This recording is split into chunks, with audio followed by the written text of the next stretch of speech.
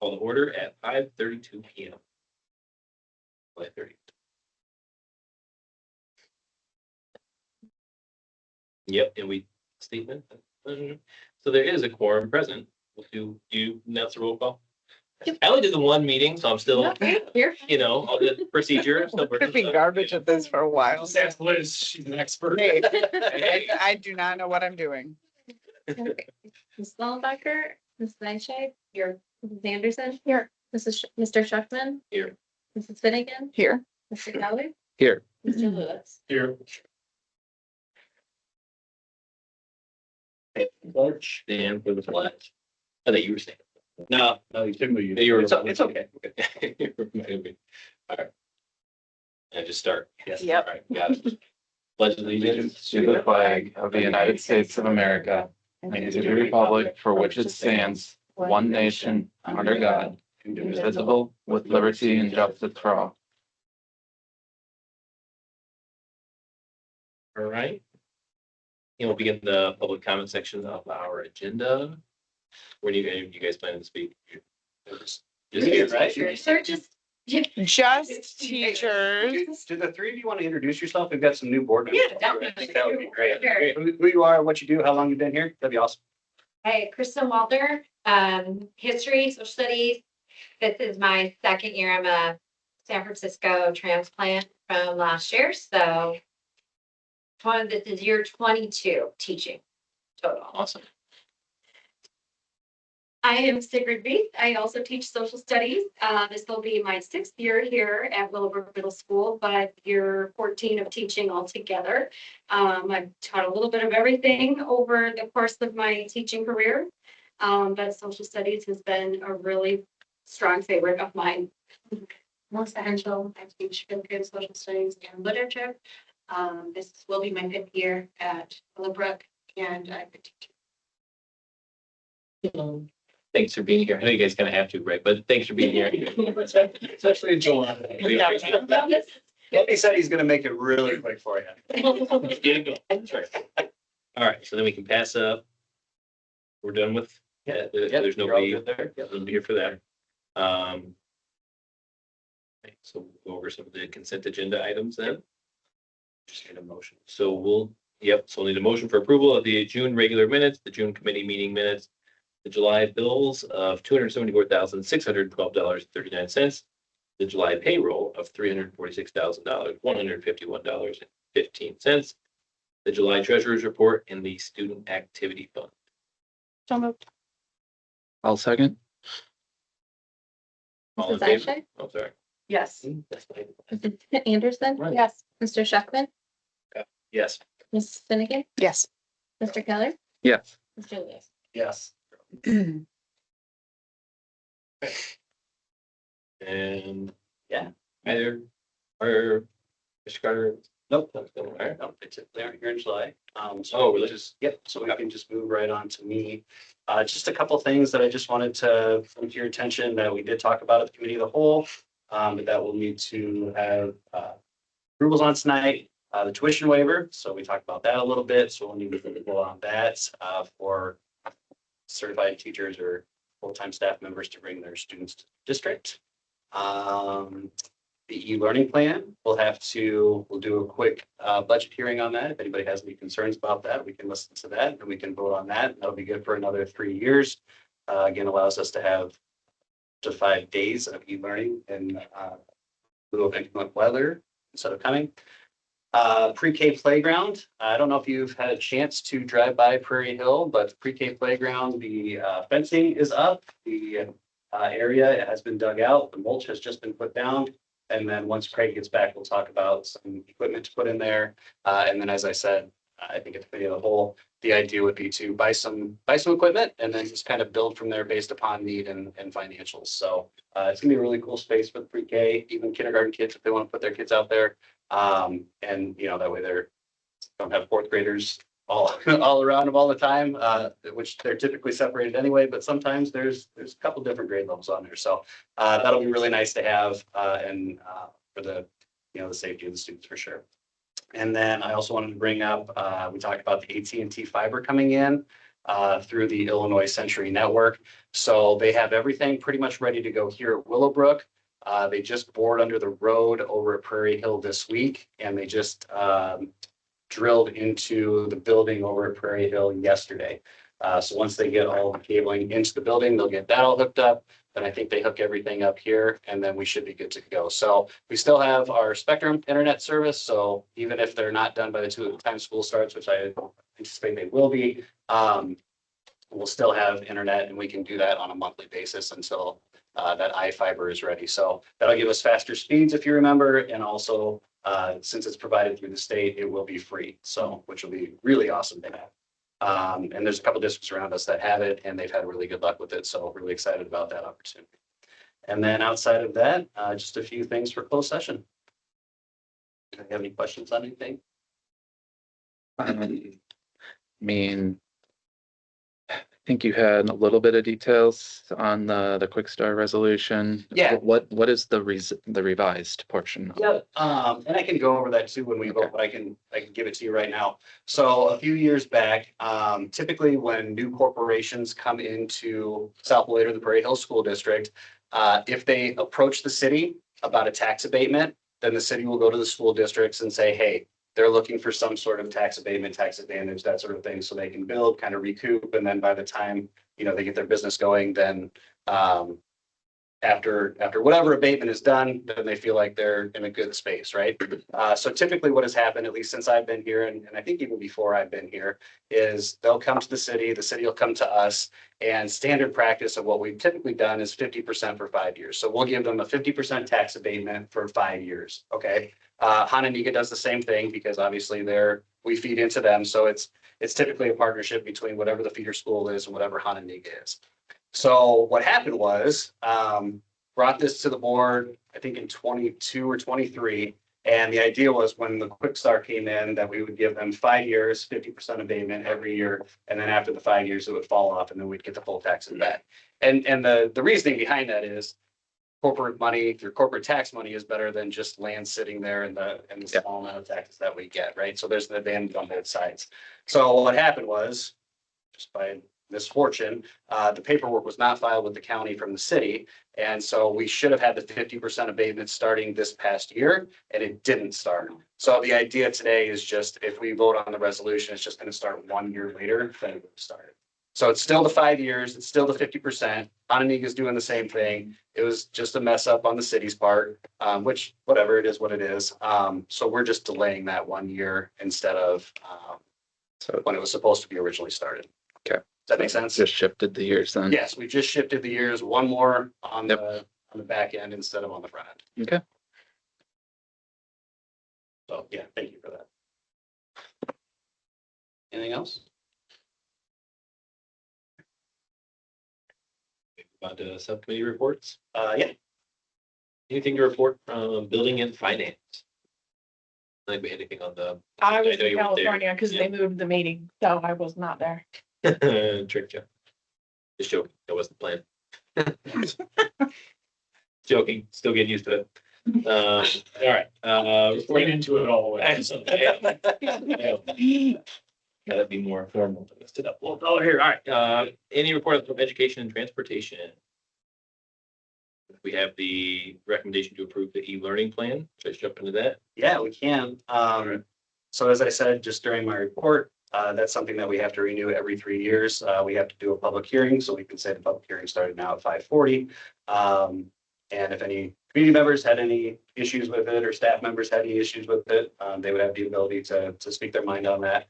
One way or the other. But again, it allows us to have up to 5 e-learning days, 5 learning days that would be outside of physical space of the school, instead of having emergency days on the end of the school year. So if we ever were to use those 5 e-learning days, assuming it's approved tonight, then any other emergency days would have to be put on the end of the school year. So, and there are some specific things that it's pretty much used for weather. There are some other things that it could be used for, but typically weather is what that is. And then if we need to get approval from the regional office of education for anything else, we could definitely look to do that. So anybody in the audience or any board members have any questions, comments, concerns? But Isn't it like a state though that if you go? Yes, there is an act of God. That's a good question, Melissa, because I thought we would have to put them on the end outside of the e-learning days, but I don't remember that off the top of my head. You're right, there are active God days for sure. But I honestly cannot remember how the e-learning days play into that. That was before, when you had the 5 emergency days, you definitely had the active God days. But it's been so long since I've renewed this, so I'll take a look at that. Because that was basically if you got past 5 days, you didn't make it. Right. Essentially, right? Yeah. Yeah, and I can't remember how the e-learning plays into that, but I know we got 5 days, but I'll take a look. We're gonna hold off on the approval for that then? Or does that play into that? No, it doesn't play into that. Okay, cool. Yeah. It would still be. We can still approve the Yeah. 5-day Yep. learning plan Yep. with, and then we can discuss that. Absolutely. Okay. Anyone have any other questions about it? I do not. Okay, so then we could end the hearing at 5:43. And then you'll just need a motion for approval. All right. And this one is not money attached. So can I get a motion to approve? Motion to approve the e-learning plan? Second. We have a second. All All in those in favor? favor? Any opposed? All good.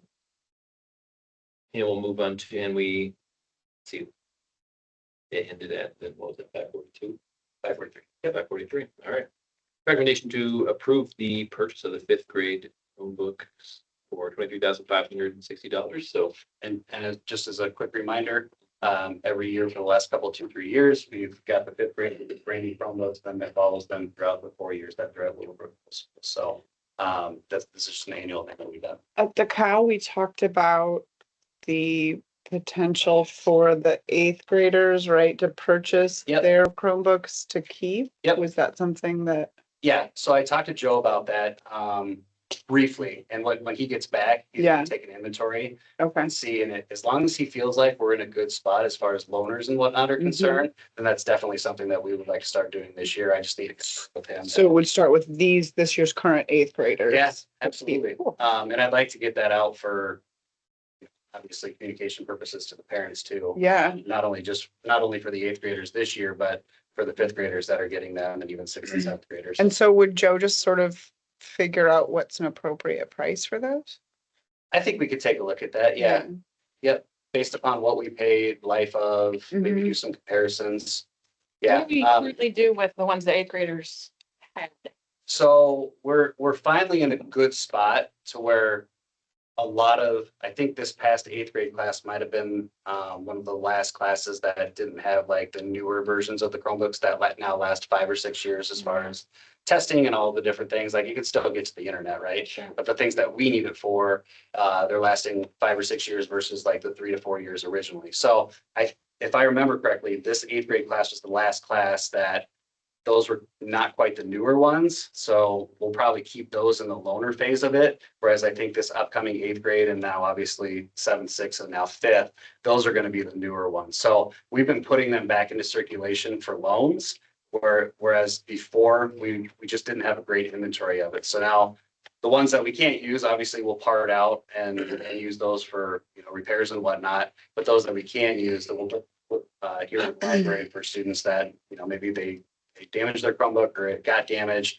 Maybe they didn't charge it overnight. So we'll have a good stockpile in here. So I think we're finally at a point where we're at a good spot where the devices that they have are the newer devices and they should last a lot longer.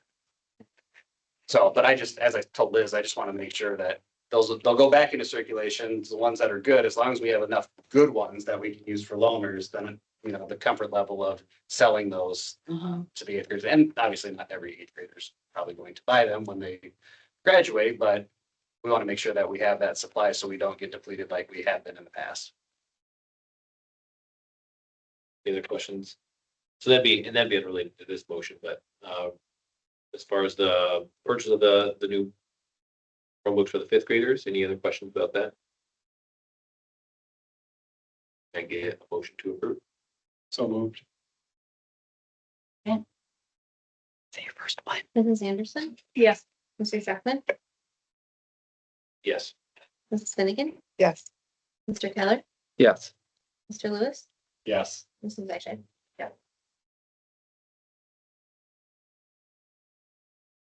And we'll move on to the approval of to approve the purchase, the tuition waiver students for the 2025-2026 school year. So any questions about the tuition waiver students? Any information we need to give? How many? What's that? How many in dollar amount? It's in, One second. It's on the spreadsheet. How many kids? How many kids? yeah, Oh, I don't know the dollar amount. It's it's, There was a spreadsheet in Yeah, the it's seven. total students would be 18 kindergarten through 16. Yep. Yeah, I see it. And we weren't here, Tina, but we talked about maybe the whole, just the idea behind if it were ever to go back class sizes, point where we'd have to hire new teachers or whatever, then that would be something. And the disbursement of the students that we have would not do that. so it looks like there's actually 20. Like the Yeah. list. Yep, so there's. a 'Cause couple with the kids in pre-K. there, Oh, but they're assuming- paying. Assuming They they're pay. able to get in. Okay, so, Yep. gotcha. We didn't have any on the wait list, I believe, this year. No. For the first time No. ever. Yep. we did. We expanded that too, so that definitely helped. One other thing too, I'll bring up, Tina and Christina, is we did talk about how this is the last year of the tuition waiver process, where I had to go to the state and the ROE and all the things to get that all approved. And now we have the ability to put that in policy if we want to continue this. So something we need to talk about, you as a board, we as a district, over the course of this year. And if it's something we're still interested in, which it sounded like the individuals that were here would be, what we'd have to do is we'd have to write a policy, probably with the similar requirements that we've had within the tuition waiver approval process. And then we would just put that into policy, so where I wouldn't have to every, I think, 5 years, go to the state, go to the different representatives and make sure that we get their blessing and then have a public hearing and all of the things. So just nothing we need to do tonight, but just an FYI moving forward. Am I reading this spreadsheet correctly, that our class sizes are getting smaller? I actually had a question on that too. Cause it like, There's a big drop. So yeah, the those sevens are, have 100 and kindergarten has 68. yeah, so those are what are currently registered. Those are just current registration, not what we're anticipating. Does that make sense? In other words, Yes, Yeah, the- but At least a few weeks ago, right? Correct, 2 weeks ago. like the kindergarten is the smallest, which is potentially At this, the latest point yes. or the latest parents that might be signing up because it's their Correct. first time ever potentially. Yeah, absolutely. Yeah. Yeah, we have dates where they're supposed to register by, but that doesn't mean that. they're registered by those dates. Do that. So that was just the most recent information that I had. Plus, isn't the office closed all of July? Yeah. So, It is online, so they could Yeah. register online, but if it's not being processed, then it won't be put into teachers until they get back next week. If there are new families in there. Right. Yep, absolutely. it also kind of looks like at first glance, like our Prairie Hill numbers are lower than our Willowbrook numbers, which seems odd because we have so many more Yeah, new I houses and everything. would see it being around 80-90 by the time we start school. Is that fully registered? Then you have to do like, your, These here? yeah. Yes, these are fully registered. Yeah. So for those of us who haven't submitted our real estate tax bill to prove No, we live say it. here. I'm not on here. Then you would not be in that count yet. I mean to, I have good intentions. No, I typically just do the numbers that are in teacheries, that way you have an Yeah, idea okay. instead of just what I think it's going to be, but I mean, we're at 80-90 kids basically per grade level. And I'll give you an updated number too, in August, once we get going on what our actual is. Great. Any other questions or comments about the tuition waiver students? Can I get a motion to approve the tuition waiver students for the 2025-2026 school year? a second. One technically. It's Yeah. anything that even has the downstream effects of money. So we Yeah. should. Yeah. So overall. Mr. Keller, Yes. Mr. Lewis, Yes. Mrs. Finnegan, Yes. Mrs. Fleischman. Yes. Mrs. Anderson, Yes. Mr. Shepherd.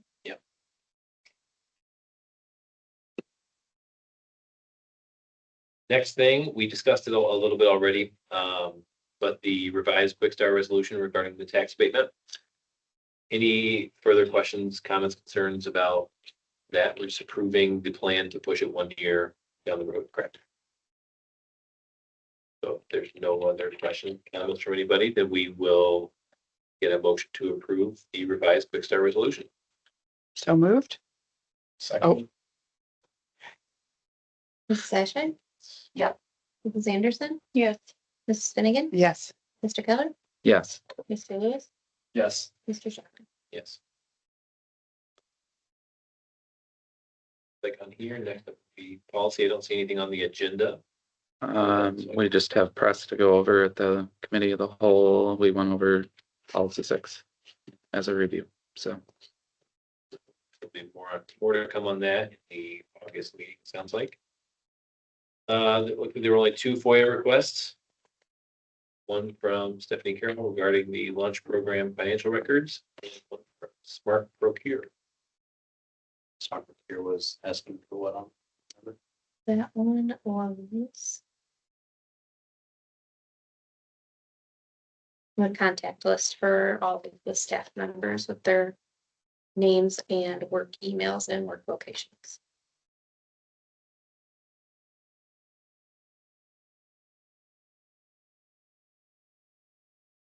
About that. Well, we're closed open session. Anybody, any other comments or anything? All right. I need a motion. All right. Can I get a motion to go into closed to discuss appointment, employment, compensation, discipline, performance, or dismissal of specific employees? Do I need to read like the 2C1. Okay, 5 ILCS 120/2 parentheses C1 negotiations, but. All right, Yeah, just that. all right, cool. So for what I just said, can I get a motion for that? Motion.